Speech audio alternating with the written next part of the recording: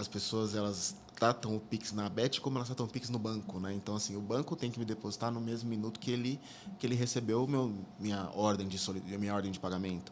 A Bet, a gente faz análises, a gente trabalha com verificação de fraudes, etc., assim como o banco faz, só que a gente tem menos recursos. O banco é ligado diretamente no sistema financeiro, a gente não. Então, existe uma distância ali que as pessoas precisam entender como funciona esse mercado, e isso vai demorar um pouco.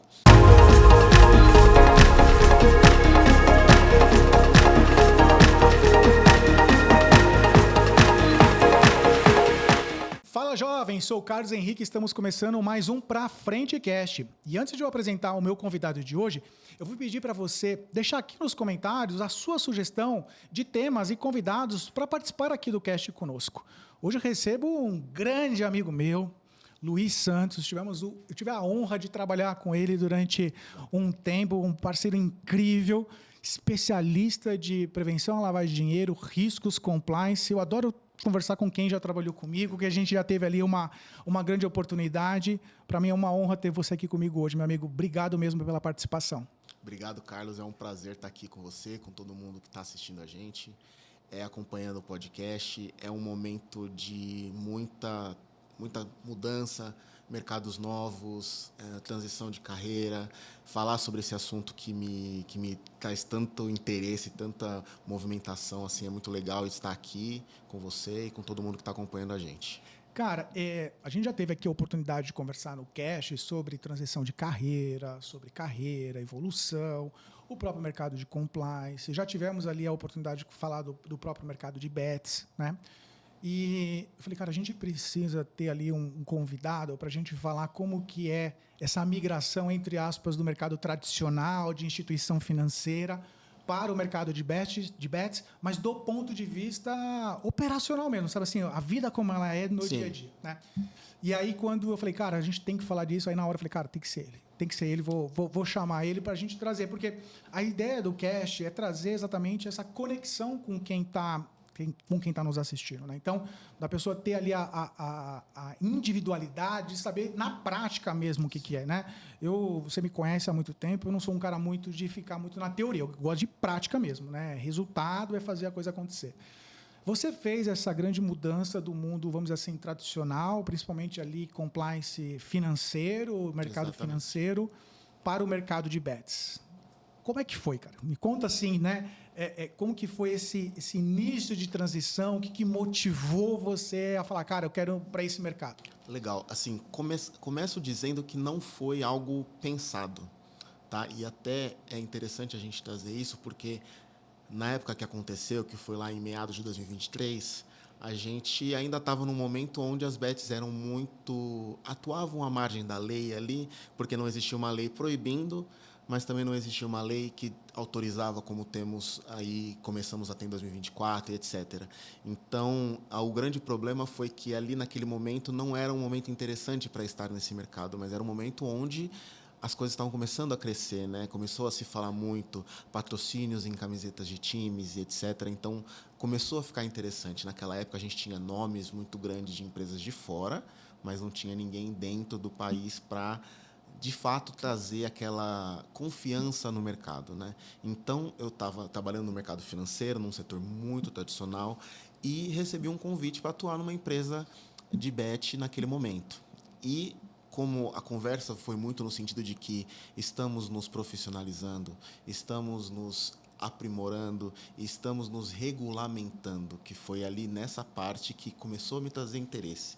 Eu ia participar de um momento onde as empresas estavam regulamentando, estavam crescendo, então eu podia ser uma pessoa participativa dentro de algo que estava crescendo, que estava sendo construído do zero. E foi isso que me trouxe, de fato, o interesse em participar de uma bet.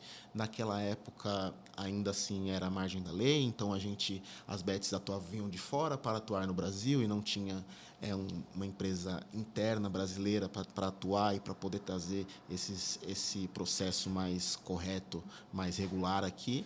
Então, a minha participação foi, assim, digo que naquele momento era crucial para a empresa e para as outras bets também ter pessoas do mercado tradicional que conheciam como funcionava o Brasil de fato, trazendo ali insights para o mercado de fora. E foi isso que me motivou bastante. Eu falei que seria falei para todo mundo, família, amigos, que seria ali um momento de breakout na minha carreira, aquele momento de quebra de padrões, que seria a primeira vez que eu sairia do mercado tradicional e iria trabalhar no mercado diferente. Então, achei que pudesse ser uma movimentação e foi. Até hoje, vejo ali como um mercado em ascensão e que todo mundo que fizer essa movimentação vai ter bons frutos a colher, sim. Cara, eu ouvindo assim você, eu fico até empolgado, né? Outro dia, um amigo meu até falou, cara, se a gente for parar, por exemplo, eu e você, né? Nós trabalhamos juntos numa puta instituição financeira, também em um momento embrionário do que era ainda, por exemplo, prevenção à lavagem de dinheiro. Né? Então,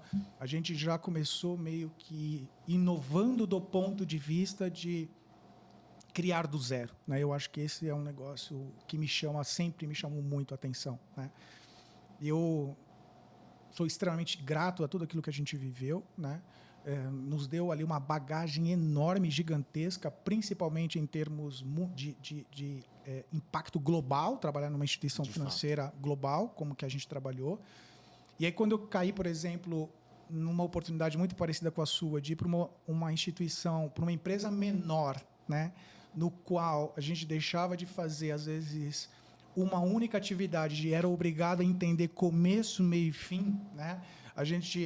Eu pelo menos eu me via assim, de fato, saindo da teoria e indo para uma prática, falando, cara, o end-to-end é end-to-end mesmo. Sim. Né? Então, eu fico super empolgado quando eu tenho a oportunidade de conversar com pessoas que trabalharam comigo e que, de alguma forma, não precisam ser no mesmo segmento, mas tomaram a mesma decisão estratégica de olhar o mercado, como você destacou, que ainda não estava 100% regulado, e identificar ali uma oportunidade de fazer uma carreira diferenciada. Né? Então, talvez na época não foi, mas, cara, hoje eu vejo como extremamente estratégico, né? Cara, porque abre um mercado que pouca gente conhece, muito poucas pessoas conhecem do ponto de vista operacional mesmo, né? Teoria tem um monte de gente, né?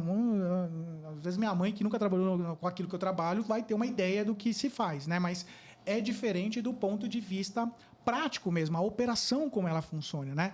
Você vê isso, você também vê isso, esse lado que hoje, você olhando para o passado, cara, ficou muito estratégico até pelo lado de atuação? Com certeza, e ainda entendo que essa estratégia, por mais que não tenha sido formada por mim naquele momento, era comum, estava se tornando comum para muitas outras áreas. Então, assim, por ser um mercado que estava em total construção, ele estava construindo não só a nossa parte de compliance, de prevenção à lavagem de dinheiro, de riscos, mas construindo diversas áreas operacionais, áreas de atendimento, especialmente áreas de atendimento, enfim, é um mercado que cresceu tanto hoje que você consegue encontrar oportunidades em qualquer espaço, em qualquer área de atuação, e que, de fato, elas vão trazer frutos muito importantes. Então, naquela época, eu vi um momento muito embrionário, né, como a gente até comentou,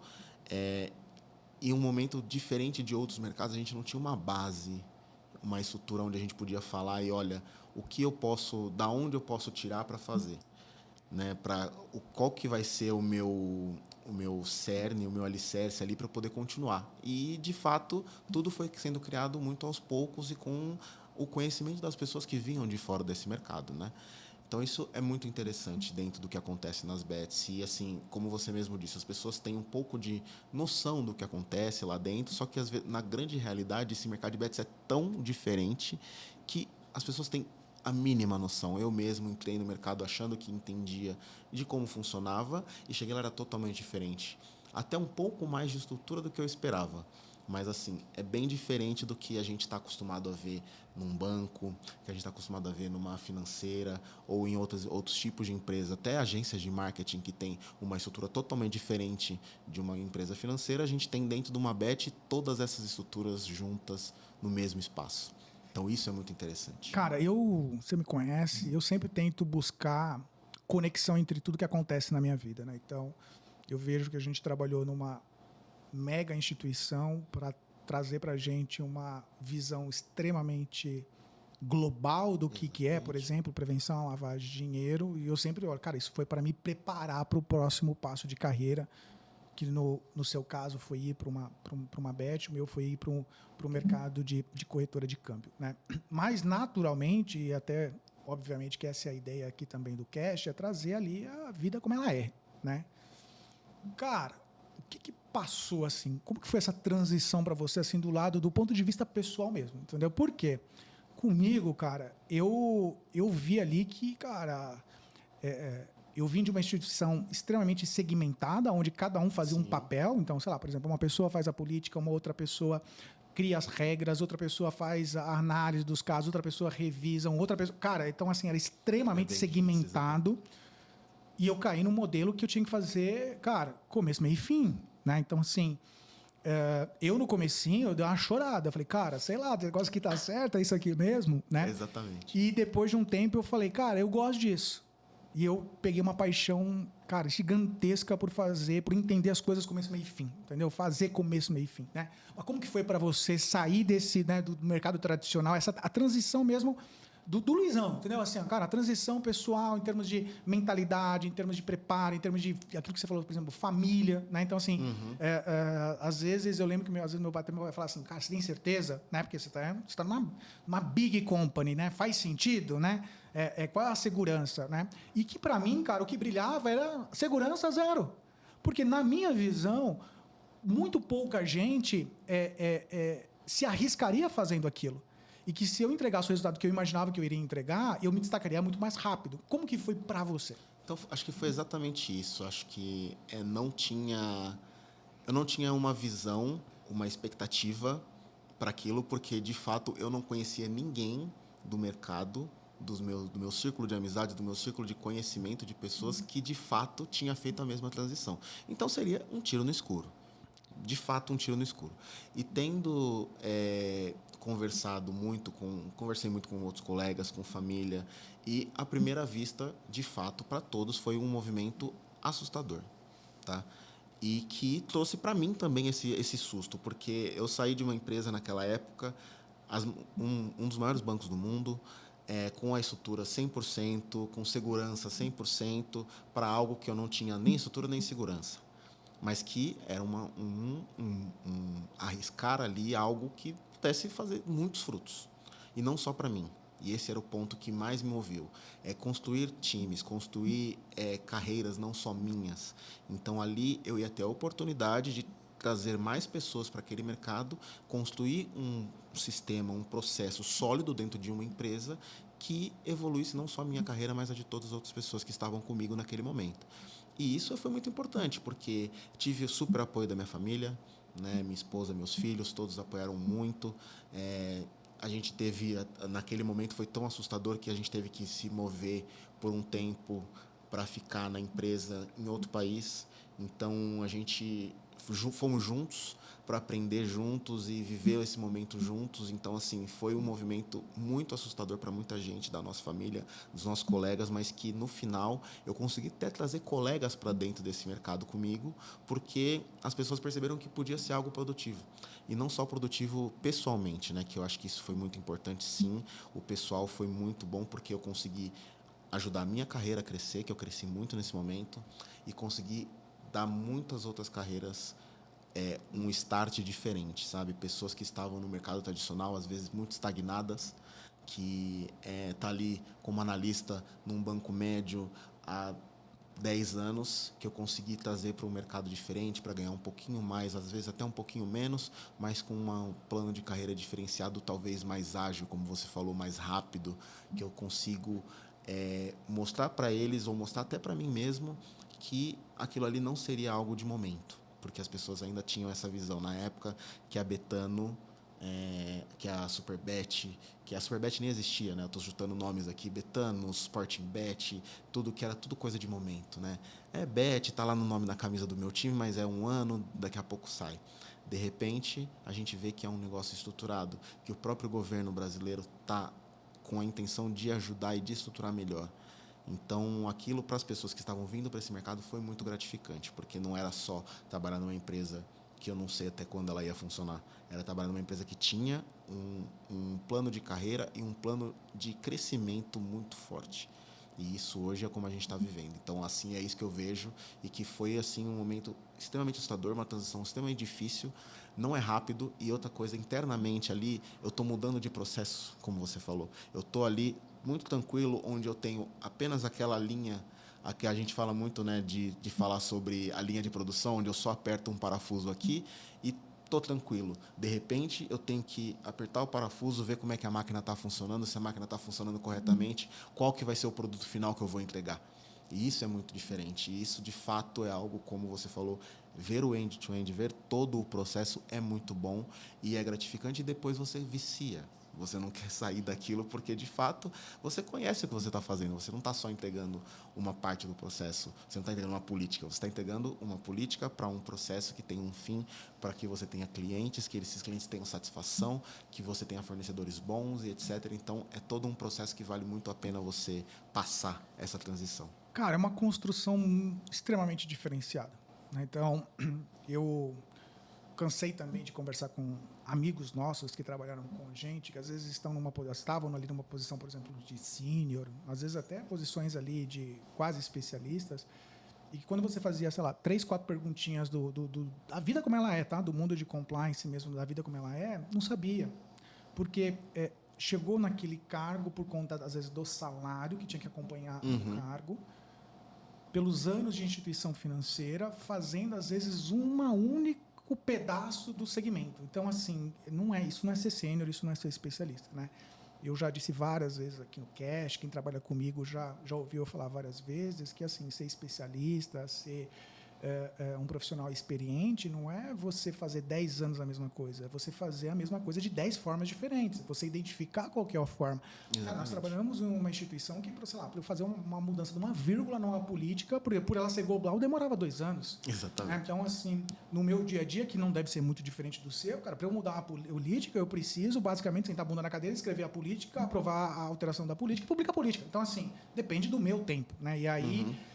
eu trago ali muito aquilo que a gente construiu junto, né? Então, tivemos aí novamente a oportunidade de trabalhar juntos. E eu, quando vejo profissionais que tiveram ali, que passaram ali, que trabalharam comigo, que tiveram essa mentalidade do entrega de resultado, que você sabe que eu sempre preguei muito esse lado, entrega de resultado, como que a gente faz para entregar um resultado melhor, maior, mas sempre jogando muito limpo.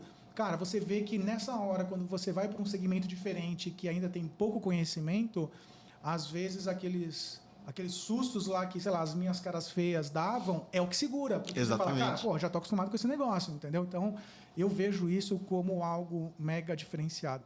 Você hoje, você tem uma percepção de que esse segmento, principalmente o segmento... Vou falar o Bets, mas até eu vejo isso em qualquer um de alto risco, tá? Tá. Ele ainda é meio que, assim, cara, muito descrente em relação à própria atuação? Como que você vê isso? Não, é muito descrente. E, assim, não só as próprias pessoas que atuam no mercado chegando agora, mas como muitas... Até mesmo os nossos clientes são descrentes no processo.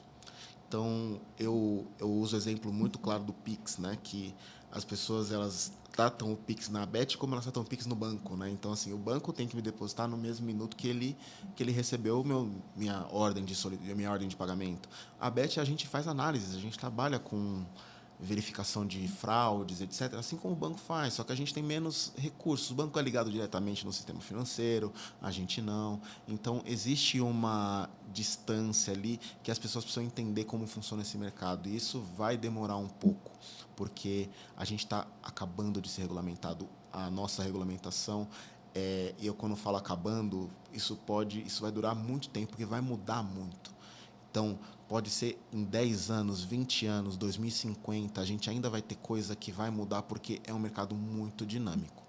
E assim, a gente fala de esportes, betting, por exemplo, que é o que é mais visado no Brasil, né? Falando de esportes, betting, hoje eu tenho um campeonato brasileiro com 30 e tantos times, com 20 e poucos times, de repente muda o formato do Brasileirão, muda o formato de uma Copa do Brasil, então todo o formato da aposta também muda. Né? Um jogador entra e sai todo ano dos times, a cada 6 meses a gente tem mudanças nos times e é dinâmico. A gente cria apostas até agora. Agora em 2025 a gente tem a questão da mudança do Papa, que é uma coisa que para nós não acontece tão recorrentemente, mas quando acontece, as bets criam odds para isso, né? Criam apostas para saber quem vai ser o próximo papa. Então, eleições americanas, eleições brasileiras, então assim, é muito dinâmico, então eu não posso tratar isso como uma coisa igual a uma instituição financeira, que é extremamente preso a um processo que já existe desde da nossa regulamentação, pelo menos em lavagem de dinheiro, desde 1998. Sim. Então, são coisas que mudam muito. Então, acho que as pessoas precisam entender, e especialmente quem está dentro, tá? Precisa entender que é um mercado extremamente dinâmico, que hoje, até como você falou, eu sou um sênior, eu faço o mesmo processo há 10 anos, eu sou um sênior, eu sei exatamente como fazer aquele processo da melhor forma possível. Na Bet você vai ser um júnior, porque você não vai saber fazer o mesmo processo, porque daqui a 2, 3 dias ele vai mudar. E é muito complicado. Cara, é engraçado porque a gente sai de uma época, né, no qual você provavelmente também deve ter vivido isso. A gente está conversando ali com algum parente, algum amigo, e ele entender que a aposta é o time A está jogando com o time B, tem 3 tipos de oportunidades. Um ganhou, outro ganhou ou empatou. E não é disso. Exatamente. Tem um monte de opções relacionadas a cada uma das coisas. Tem desde quantidade de escanteios, quantidade de laterais, quem recebe cartão, quem não recebe cartão, enfim. Eu mesmo, às vezes, olho e vejo uma partida hoje, né, vamos colocar futebol aí, até por ser a paixão do brasileiro, já com outros olhos em relação a tudo que acontece, né? Então, a gente sai, por exemplo, de um modelo, né, de instituição financeira que olhava muito para a questão do valor transacionado, e você cai num modelo de comportamento, né?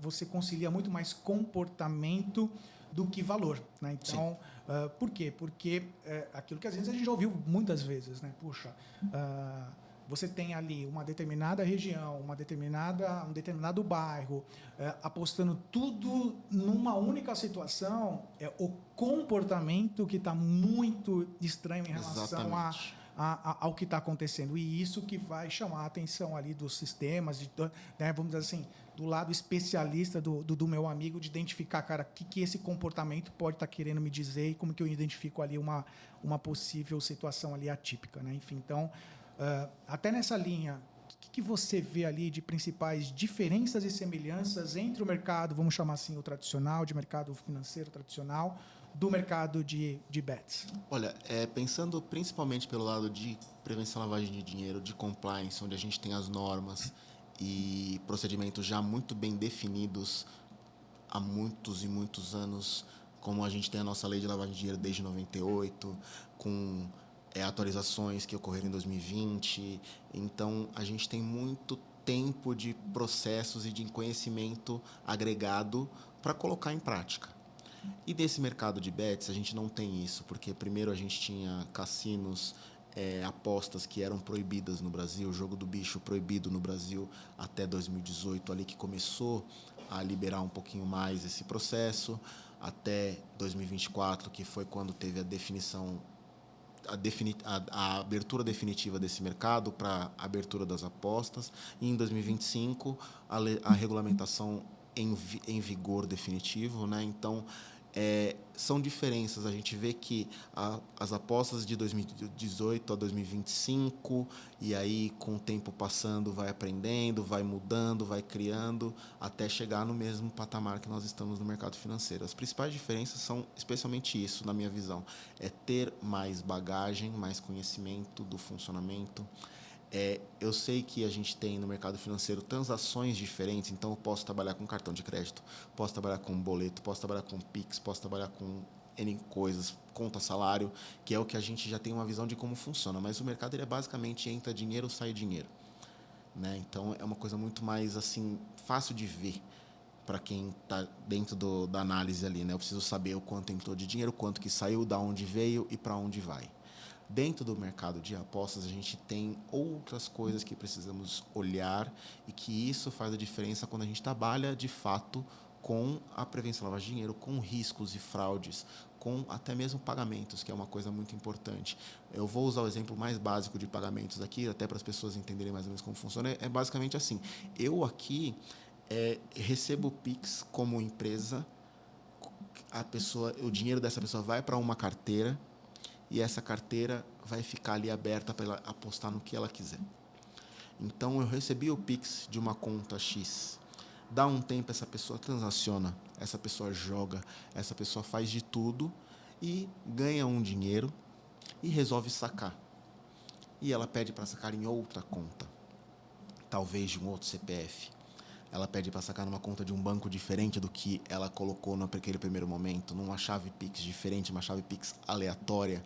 Então, isso tem que acender um alerta para quem está ali dentro daquela instituição, daquele operador de apostas, trabalhando com aquilo, porque é um cliente assim, que às vezes é um cliente bom, um cliente que joga apostas simples, né, não faz muita movimentação, é um ticket baixo, não movimenta muito dinheiro, mas às vezes é um cara que em uma única aposta ele ganhou muito dinheiro, quer sacar tudo de uma vez, ou às vezes é um apostador que não jogou, e ele simplesmente pegou o dinheiro, colocou lá, deu 2, 3 dias, ele pediu para sacar. Então, qual que é o interesse dele, então, em ter mandado o dinheiro para minha casa de apostas?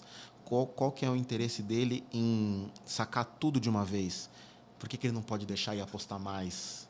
Ou por que o cliente saca, aposta de pouquinho em pouquinho? Qual que é o interesse dele? Ele deposita 20, deposita mais 20, joga 40. Então, são nuances que talvez dentro desse mercado eles são diferentes, né? E assim, até a própria questão, e isso é uma semelhança, né, que a gente pode ver, que a gente sempre falou muito de mudança de comportamento. Então, assim, eu tenho um comportamento específico, eu sempre transaciono com o Pix, de repente estou usando muito mais o cartão de crédito em valores muito mais altos. Então, eu preciso entender por que o cliente da instituição financeira mudou de comportamento. E a mesma coisa eu falo da Bet. Eu tenho ali um cliente que só faz em apostas esportivas, odds, que a gente chama, né, que é o valor da aposta ali, a porcentagem da aposta mais baixas. Então, ele não quer correr riscos. Você percebe que é um cliente que não quer correr riscos, um apostador que corre poucos riscos. De repente, ele começa a apostar em joguinhos de online, como o Aviator, que é um joguinho bastante utilizado, o Tigrinho, que é um que está super em voga no mercado. Então, por que ele mudou esse comportamento? Por que ele saiu do baixo risco dentro do mercado para ir para uma parte mais arriscada? Por que ele está fazendo essa mudança de comportamento? Por que ele talvez tenha aumentado valores? Então, é isso que os profissionais têm que ficar de olho sempre. Entender como isso funciona, acompanhar, não só os profissionais de lavagem de dinheiro, de riscos, mas os profissionais até de atendimento, porque isso pode começar a levar as conversas de jogo responsável. E aí é um outro patamar dentro do que a gente está tratando, que é assim, passou da lavagem de dinheiro, passou do risco. A gente está falando de saúde, a gente está falando de respeito ao dinheiro do nosso cliente, respeito às formas que esse cliente está trabalhando com a gente. Então, a gente sabe que o jogo ele pode causar uma doença de vício. A gente sabe que o jogo tem que ser responsável, tem que ser um divertimento para as pessoas. Então, passou desse patamar, a gente tem que tomar mais cuidado. E é isso que eu vejo como uma diferença grande também, que acho que o mercado financeiro ele não tem esse risco grande à saúde que o nosso mercado tem. Por isso que a gente tem que tomar muito mais cuidado com como a gente trata os clientes, como a gente trata o dinheiro deles e como a gente trata a nossa instituição em questões de análise de processos, de conhecimento e de prevenção à lavagem de dinheiro e riscos também. Não, com certeza. E, cara, o que você vê em termos assim de como que você está lidando com essa questão das mudanças regulatórias, né? Então, principalmente com setores ali de alto risco, isso vem acontecendo com certa frequência ou acontece com maior frequência. Como que ali no dia a dia mesmo operacionalmente, você vem lidando com isso? Olha, é uma mudança, na verdade, não uma mudança regulatória, isso é muito legal, mas é uma entrada de regulação no mercado não regulado. Então, isso hoje para a gente precisa, de qualquer forma, colocar isso em prática rapidamente. A gente passou o ano de 2024 inteiro trabalhando para que em janeiro de 2025 todas as bets que estivessem registradas na Secretaria de Apostas funcionando bem, com todas as solicitações que o governo nos trouxe naquela época. Então, o que foi solicitado? Processos de cadastro muito bem definidos, com análise biométrica, biometria facial, com controle de contas correntes, com separação de contas proprietárias e contas de clientes. Jogo responsável, então áreas específicas, processos específicos para ombudsman, né, que a gente chama. Também é voltado muito para a parte de atendimento telefônico.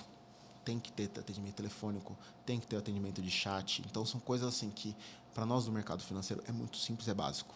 Mas que, para essas empresas que estavam atuando de fora para o Brasil, tinham que se adaptar urgentemente. Localização no Brasil. Uma sede no Brasil. Pessoas no Brasil. Diretores brasileiros com CPF. Então, são coisas assim que parecem ser muito simples, mas que é um processo de adaptação. E a mudança regulatória, por ter sido em pouco tempo, foi assim, dentro de um ano. Na verdade, eu não posso dizer nem um ano, porque a regulamentação foi aprovada ali em junho de 24. Então, as empresas tinham 6 meses até janeiro de 25 para que elas pudessem estar 100% prontas para atender essa regulamentação. Então, imagina o caos que não foi. Então, contratação de diretores, contratação de pessoal, criação de políticas e procedimentos, apresentação dessas políticas e procedimentos para a Secretaria de Apostas Esportivas e entre outros fatores ali que foram muito complicados, mas assim, a mudança regulatória, ela fez, para mim, a parte mais importante, que é a separação do joio e do trigo. Então, quantas bets a gente tinha nesse período? Mais de 3.000 bets até 2024. Mais de 3.000 bets operando no Brasil. E em janeiro de 25, a gente fez uma linha de corte ali, onde só iam estar as que estavam devidamente prontas para atender o mercado. A gente diminuiu o número para menos de 300. Então, olha essa separação, olha a diferença. Olha incrível. O que a regulamentação trouxe. Não, foi um movimento...